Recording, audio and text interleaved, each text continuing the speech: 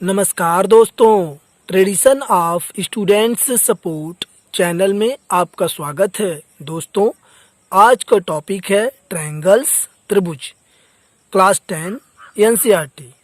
जैसा कि हम सभी जानते हैं कि त्रिभुज यह एक ऐसी आकृति होती है जो 3 भुजाओं से मिलकर बनी होती है और आज इसी के बारे में हम चर्चा करेंगे।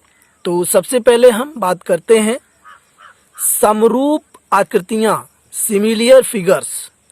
2 समरूप आकृतियों के आकार, शेप समान होते हैं, परंतु इनके आमाप, साइज समान होना आवश्यक नहीं है। या हम कह सकते हैं कि 2 आकृतियां समरूप होती हैं यदि उनके संगत कोण बराबर हों तथा उनकी संगत भुजाएं समानुपाती हों। तो यहाँ पर हमने एग्जाम्पल लिए हैं, देखते हैं इसमें। तो ये हमारा देखिए एग्जाम्पल है, एक हमारा ये वृत्त है यहाँ पर, ये, और एक यहाँ पर दूसरा वृत्त है। तो इन दोनों वृत्तों में हमें देखते हैं कि एक के वृत्त जो है बड़ा है और यह वृत्त जो है छोटा है, यानी इसकी जो त्रिज्या है यह बड़ी है और इसकी त्रिज्या छोटी है। लेकिन ये जो इसका रूप है, यानी ये जो इसका आकार है, शेप, यह जो है सेम है, लेकिन यह जो साइज है, इसका आमाप है जिसे हम माप कहते हैं, यह जो है बराबर नहीं है। इसकी त्रिज्या ज्यादा है, इसकी त्रिज्या कम है। तो यह हमारी जो है समरूप आकृतियां हैं जो कि रूप में समान है, जैसा कि ये नाम है समरूप आकृतियां। तो इनका जो रूप है वह समान होगा, इसमें बड़ा या छोटा हो सकता है, साइज इसमें जो है बराबर होना आवश्यक नहीं है। और यहाँ पर देखिए हमने 2 लाइनें ली है, एक लाइन हमारी देखिए ये है बड़ी है, एक लाइन हमारी ये छोटी है। दोनों ही समांतर रेखाएं हैं और दोनों का जो रूप है वह समान है, इसलिए दोनों जो है आकृतियां जो है ये सिमिलियर फिगर्स हैं। और यहाँ पर है एग्जाम्पल नंबर 3। यहाँ पर एक आयत हमने लिया है, यह बड़ा आयत है और यह जो छोटा आयत है। चूंकि इनका जो रूप है यानी जो आकार है वह शेप जो है वह समान है, परंतु इनके जो माप है यानी इनका जो साइज है वह जो है समान नहीं है। यानी यहाँ पर ये देखिए भुजा इसकी बड़ी है और इसकी भुजा जो है छोटी है। इसी प्रकार ये यहाँ पर देखिए ये भुजा जो है ये यहाँ पर बड़ी है और ये भुजा यहाँ पर छोटी है। तो ये खास बात इसमें है कि इनका जो रूप है वह समान है, इनका जो आकार है वह समान है, लेकिन इनके जो साइज है वह समान होना आवश्यक नहीं है। तो ऐसी आकृतियों को हम समरूप आकृतियां कहते हैं।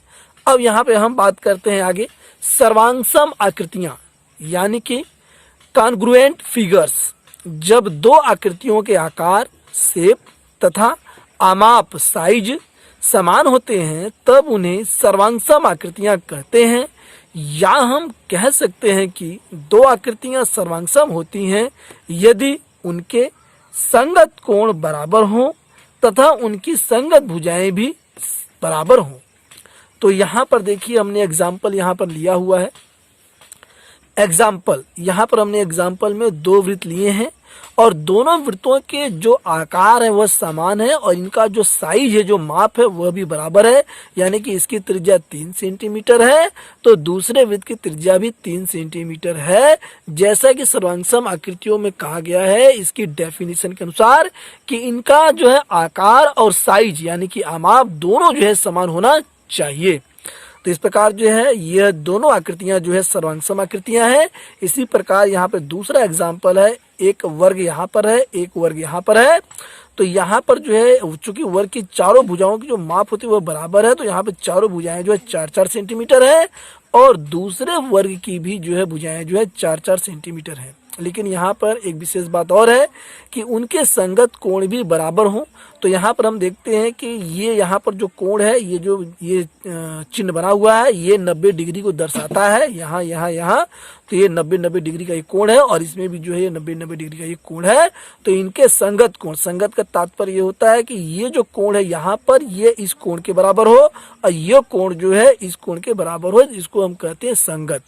तो इस प्रकार जो है क्लियर हो गया कि सर्वांगसम आकृतियां वह आकृतियां होती हैं जिनके आकार, शेप तथा साइज यानी कि माप समान होते हैं उन्हें हम सर्वांगसम आकृतियां कहते हैं। या हम कह सकते हैं कि दो आकृतियां सर्वांगसम होती हैं यदि उनके संगत कोण बराबर हो तथा उनकी संगत भुजाएं भी बराबर हों। और यही बात जो है विशेष बात जो हमने यहाँ पे आपको बताना भूल गए हैं। तो यहाँ देखिए ये हमारा है समरूप आकृतियां।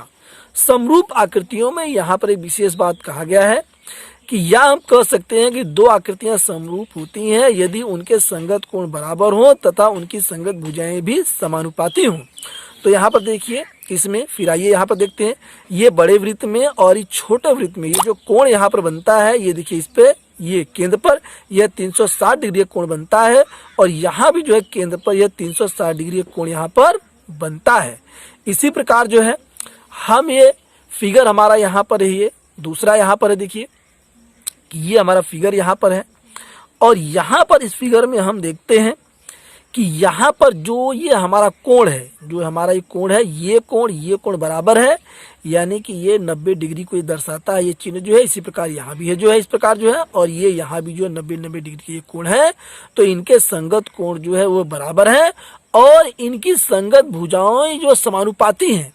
समान अनुपात का तात्पर्य यह है कि ये जो इनकी भुजाएं हैं, जैसे मान लीजिए ये यहाँ पर हो जाए आपका 4, यहाँ पर आपका हो जाए 4 और यहाँ पर आपका हो जाए 2, तो ये भुजा आपकी हो जाएगी जो है मान लीजिए आपका 3 और ये भुजा आपका हो गया ये 1.5। तो इनमें समान अनुपात यानी इस भुजा का इस भुजा से अनुपात जो है ये हो जाएगा 2/4 यानी कि 2/4। तो ये हो जाएगा 1/2 और इसका जब करेंगे इस भुजा का इस भुजा से अनुपात तो ये हो जाएगा 1.5/3। तो यहाँ पर जब इसको हम काटेंगे तो ये हो जाएगा 1/2 यानी ये जो अनुपात है यह भी जो है समान अनुपात में होना चाहिए।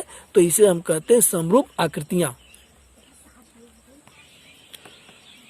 अब हम एक्सरसाइज 6.1 हल करेंगे। तो इसमें है क्वेश्चन नंबर 1, कोष्ठकों में दिए शब्दों में से सही शब्दों का प्रयोग करते हुए रिक्त स्थानों को भरिए। यानी कि ये जो रिक्त स्थान है इनको हमें भरना है। तो यहाँ पर दो विकल्प भी यहाँ पर दिए हुए हैं। तो सबसे पहले नंबर 1, सभी वृत्त होते हैं। तो यहाँ पर देखिए सभी वृत्त होते हैं, दो ऑप्शन यहाँ पे सर्वांगसम और समरूप। तो सभी वृत्त जो है वह सर्वांगसम नहीं हो सकते हैं क्योंकि यहाँ पर जो साइज है माप की कोई बात यहाँ पर नहीं कही गई है, इसलिए सभी वृत्त समरूप होते हैं। इसमें जो है समरूप जो है भरा जाएगा। तो ये हो गया आपका आंसर में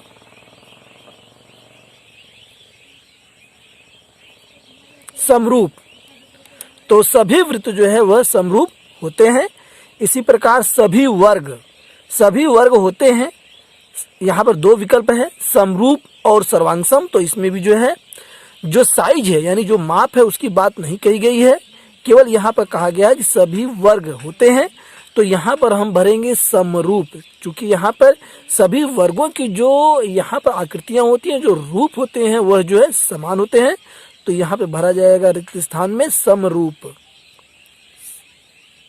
और इसी प्रकार जो है तीसरे पॉइंट में है कि सभी त्रिभुज समरूप होते हैं।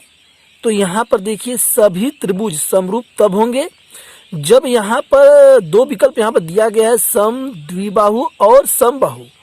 तो केवल समबाहु त्रिभुज जो है वह समरूप यहाँ पर होंगे।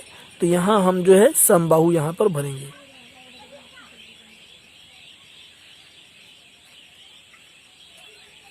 समबाहु, सभी समबाहु त्रिभुज समरूप होते हैं, समबाहु इसमें भरा जाएगा। और इसी के साथ यहाँ पे पार्ट 4 में है भुजाओं की समान संख्या वाले दो बहुभुज समरूप होते हैं यदि उनके संगत कोण यहाँ पर दो विकल्प है बराबर और समानुपाती। तो यहाँ पर होगा उनके संगत कोण बराबर हो। तो यहाँ पर बराबर भरा जाएगा, बराबर।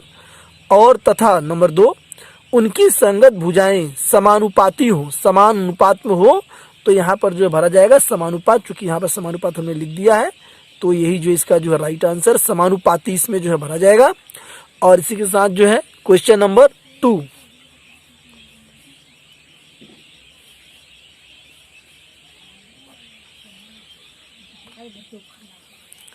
क्वेश्चन नंबर 2, निम्नलिखित युग्मों के दो भिन्न भिन्न उदाहरण दीजिए। नंबर 1, समरूप आकृतियां। नंबर 2, ऐसी आकृतियां जो समरूप नहीं है। तो पहली यहां पर समरूप आकृतियां,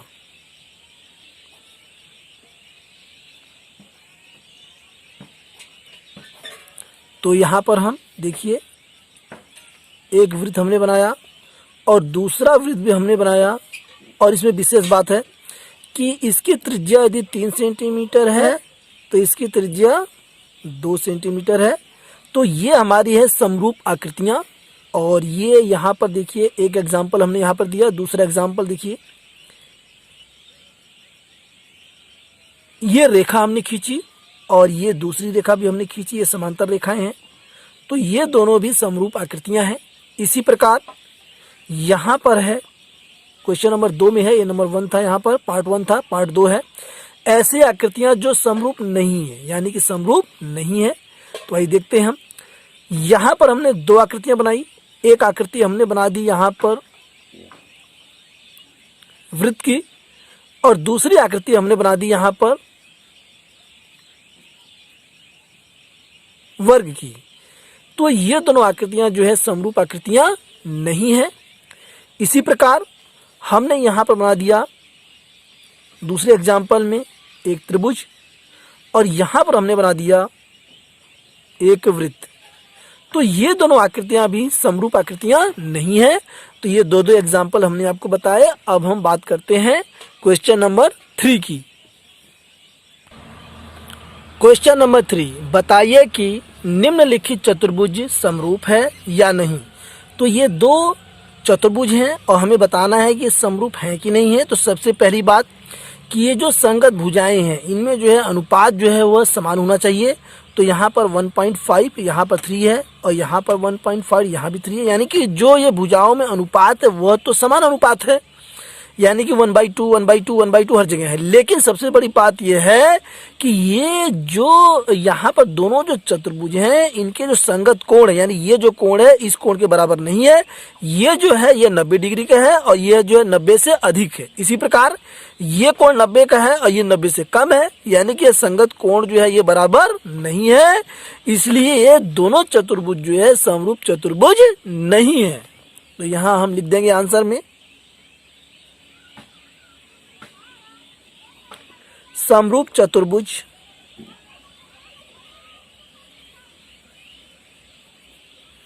नहीं है, और यही इसका आंसर है।